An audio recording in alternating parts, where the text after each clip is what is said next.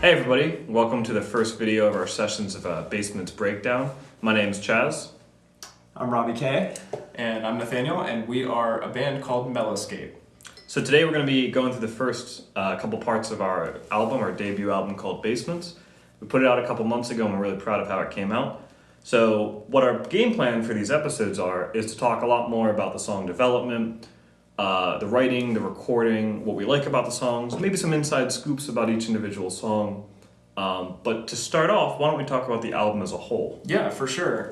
So the actual album is a DIY project, and we decided on that sort of out of circumstance, but also because of the learning opportunity. I think it's a pretty good lesson for most local bands to record themselves in somewhat of a serious way before they ever record with somebody else. I think that was sort of the goal. For sure. Was to record ourselves, learn a lot, have a project to then bring to somebody else in the future that we could sort of step off of. It was like the first milestone for us.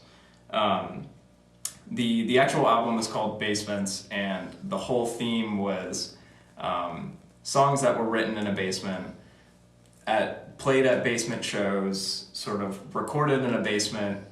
The whole DIY is sort of intertwined with how the songs were written and performed, and so that's how we landed on the title Basements. So, Robbie, do you have any insight on that? I mean, also we're in Pittsburgh, which is, there are a lot of basements in Pittsburgh.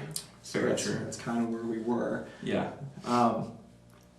No, other than that, you and me have been wanting to record our own album since we were very young. So this was our first goal for this band, was to record this album ourselves. Right. And produce it ourselves. Largely produced by you, Nathaniel. Yeah. Very good job, by the way. Thank you. We're all happy with how it turned out. Yeah, like when I joined the band a couple years ago, we were practicing in Nathaniel's basement.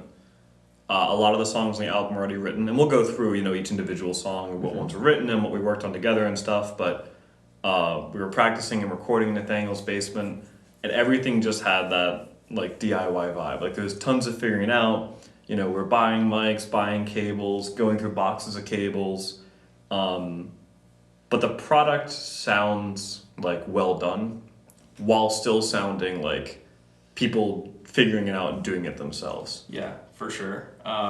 I do want to, so you mentioned you joined the band after a lot of these songs were written. So for our viewers out there, I want to, with every song, sort of give the timeline of when it was written versus when we actually recorded it. A majority of the tracks were actually written 2017, 2018. Mm-hmm. Yeah. And we started recording the album in 2020. So that's at least 2 to 3 years of basically sitting on these songs. And playing them at basement shows. Yeah. Getting really comfortable. And I think that was by the time we recorded the album, we had other songs written, but the advantage to recording these older songs is that we were very, very comfortable with them. We knew them inside and out, and so it wasn't like we were trying to figure out new songs and record them at the same time. It was one less step for us, to worry about. For sure. Yeah, absolutely. Yeah, so most of the songs were written in 2017 and 2018, except for 2 to 3 of the tracks on the album, which we will get into because they have their own stories of how we ended up writing them. And I think those in particular show how much we've grown since the songs that we wrote initially in 2017 and 2018. So I guess with that said, I was going to say that's kind of a good segue because the first song on the album is one of the few songs that we wrote together, the three of us. Right, very late. Very late. Very late. The story of the first track, which is called Good Good Vibes, is that it was sort of a meme for a while between us because at the time of recording, the vernacular of good vibes, good vibes only, was sort of a joke in internet culture, and so we would ironically say that at practice, and then everything ironically said, it just becomes something we actually say until it eventually becomes unironic. And we were planning on writing an intro track for the album, and The one that I had sort of written wasn't, you guys weren't vibing with it, which is fine. Good and, word. And so I can't remember how the idea for Good Vibes came up, but do you remember? I don't really remember how the idea came up, but I know that I heard a melody in my head, and that became the chorus. And then you wrote all the other lyrics, all the other verse lyrics, the lyrics are just about us. Right. Plain and simple, which is, I think, a great way to kick off our debut album. Yeah, I think the unashamed, like, telling of who we are as the first track is something that not a lot of bands do, but it's a little tongue-in-cheek because it's the song was inspired by like Little Richard, sort of that era of music, and so we were just like, yeah, it started out as a meme, and it actually ended up pretty catchy, so let's just like go for it as far as introducing ourselves on the album. Yeah. And it was also just like fun. I think we were talking about this a little bit ago about how a lot of local bands or small time bands or whatever, they write such serious, heavy concepts. And we do have it like that throughout the album, like, you know, a lot of stuff about being, you know, in your early 20s or late teens or whatever. But this song was just supposed to be a kind of like, this is fun for us to write and play. It's fun for us to spoof around, and I think if we got up there, and we've played it live a couple times, and people have fun with it. It's like, why don't we just do it? Like, let's not try to put on airs about who we are or aren't. Let's just do it. Yeah, and it's a good 2-minute song, I think. Yeah. Is it less than 2 minutes? Yeah. It's a little more than 2 minutes. Okay. Yeah. But it doesn't need to be longer. Yeah, exactly. Sure. Yeah, it's an intro.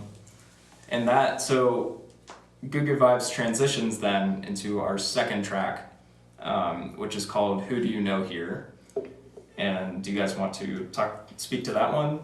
Who Do You Know Here is just a recording. Somebody put down the field recorder down to one of our basement shows before or after the show, and we got some people talking, some of the party goers, and you laid the intro to Born to Be Mild over top of it, repeating, and that's it. Yeah, I think my idea, like from the production side, was how do we go from Little Richard inspired Good Vibes into Born to Be Mild, which is more of a pop, punky, alt rock, and depressed emo kid. Right, exactly. And so I definitely wanted something in there, like Robbie said, some sort of audio clip to represent being at a basement show. You know, there's like a transition between songs and people are talking, and the general ambiance of that environment.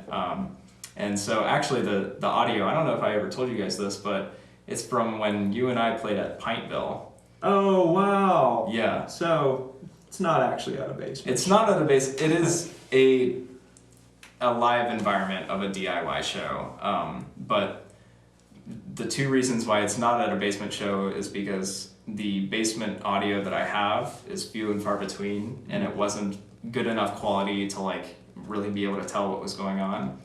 And the second reason is because I also have audio from like venues or shows, but they always play copyrighted music between bands. Oh, yeah. And so I couldn't find a clip that was like clean, but then also portrayed a live environment like the one that I got from us at that bar. So with that in mind, especially your first point, not having good audio from any of those basement shows, where and how did you get that audio from a Pintville show? Because I don't remember anybody throwing down a field recorder. No, there. so it wasn't a field recorder. It was, I used to have a GoPro that I filmed everything on. Oh, that's right. And I just set up the GoPro like in the corner on a music stand, and it's us for like 30 minutes playing this set. And there's this one good chunk at the end that was like 2 minutes long, where we were kind of talking back and forth about like our next song, and like if I wanted to sing it and you're like no, don't sing it, because back then I was a bad singer. Yeah, you were pretty bad. And I thought that clip was the best sounding, and I also thought it was ironic because the third track is mainly sung by me. Yeah, so, yeah, you're the lead singer. There's a little bit of lore to it. Like there's a reason I put it in there. That fits. Yeah. So I was just gonna say, I remember when we were texting the group chat like, man, we should have some kind of transition. Like, what kind of vibe do you want? And I think Robbie might have suggested, like, what if we do something like general ambient noise from like a basement show? And immediately Nathaniel and I are both like, yeah, that's exactly what we both had in mind. Like, we both all had the same vision in mind for that. Yeah. And it works really well. Yeah. And like you mentioned, it has the intro to the next song, and it kind of weaved into it. Right. So it flows right into Born to Be Mild, which is the third song on the album. I think we can jump into. Yeah, of course. So Born to Be Mild is, like I said, it's like pop punky, emo, kid vibe. And this is one of the songs that you guys are going to laugh, but I wrote it on a ukulele first, and then Of course you did. brought it over to guitar. But the vibes are like, the verses are a little slinky, you know, kind of moving and grooving, sort of melody, and then the choruses are big and in your face and punching you. Yeah, So- really simple, like really straightforward. There's nothing fancy going on in the song, but it just really drives home the vibe. Right, and so I kind of wanted to like get your opinion on why we chose that song to be sort of the first official in canon Mellowscape song on the album, because like Good Good Vibes and Who Do You Know Here come before it, but they're intro and transition. Yeah. This is like the first full-blown song. So as far as like track listing, why do you think we So, chose? I mean, I think the answer is pretty obvious. The song, at least in my understanding, is about somebody, one of us, presumably, and we're all pretty mild people, pretty mellow people. Pretty mellow. Pretty mellow, Right. yeah. Huh. Which is in our band name, Mellowscape. So I think it's very appropriate to kick off the debut album, well, kind of kick off the debut album with a song called Born to Be Mild, being about Yeah. any of us. I think the sound also just works really well because it starts off with, like you were saying, Nathaniel, like that slinky, like low volume almost, and moving, it's moving, and then the choruses get big, and then it comes back down, and it gets big again, and it kind of ends on the right note, Right. and you kind of ride that roller coaster a little bit, and then you're ready to move on through the whole album. Also kind of showcases what the whole band does. Like Nathaniel sings in the song, Robbie, you sing in it. You've got some moving guitar parts, I've got some moving bass parts, you've got a moving drum part, and like it just kind of shuffles through what we all like to do. Right. I wanted to speak to the verses especially because the song, as from a production standpoint, the song was difficult to nail down because it's very syncopated during the verses. Yeah. Like Robbie's got this da da da da da da, and you're doing something different, but da da da da da da da, and those have to like pretty much line up exactly to make it really groove. And I wanted to just point out that bass line, although it made my job harder, it really made the verses, in my opinion. It makes them interesting. Yeah, So definitely. just going back to when the song was written, it was written in 2018, I think. And that was before Chaz was in the band, so we did have a different bass part written, but it wasn't as interesting or complex.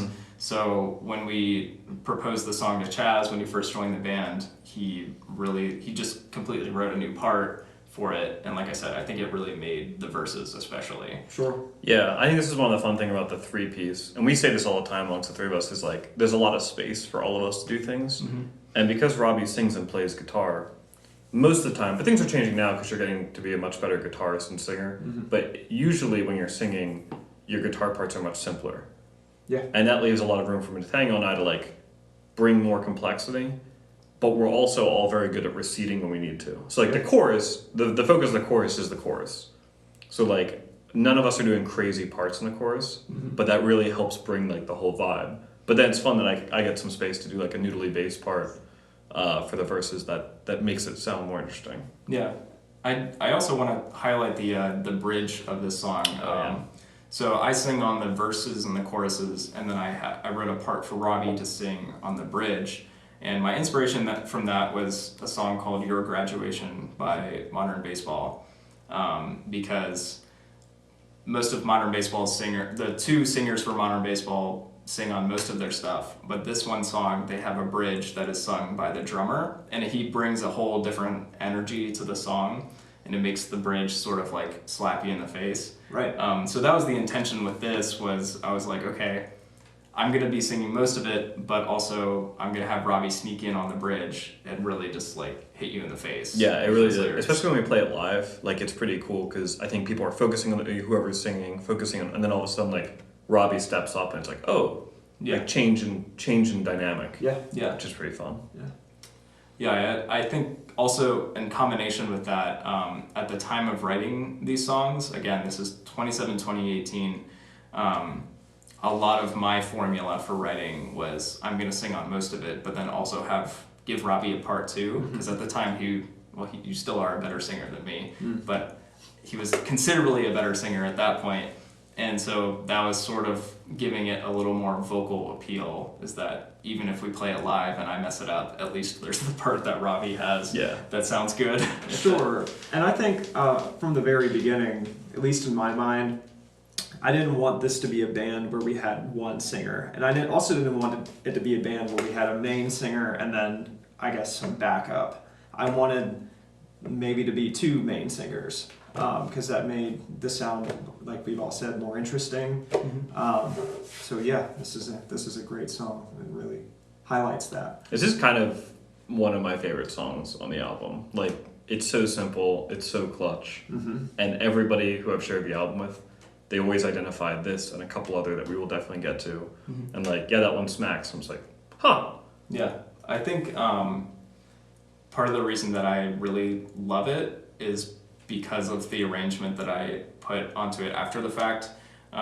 Because, like we said, we're very comfortable with these songs from a long time ago, but that also means that, I don't know about you guys, but I'm pretty tired of these songs. Like, we've been playing them for, at this point, 4 years, and so while I do love Born to Be Mild a lot, the things that I did, the tweaks that I made and production-wise after the fact sort of add variation to the song.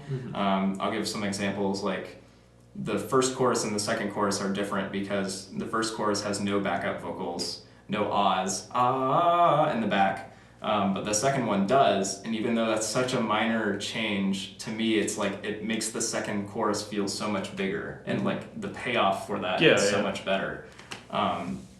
Then there's some other like percussion elements too that I added for the second verse that I didn't add for the first verse and stuff like that. So there's elements of like variation and building that I have for a lot of our songs, but that one I think it was very effective to do that for. So yeah, I think that's a good one, and I think that's a good place to stop with this episode because we've wrapped through our first chunk of songs. Yeah. So thanks for joining us today, and keep an eye out for the next video. We're going to go through the next couple songs off our debut album, Basements. And until then, what are we going to do? We're gonna stay mellow.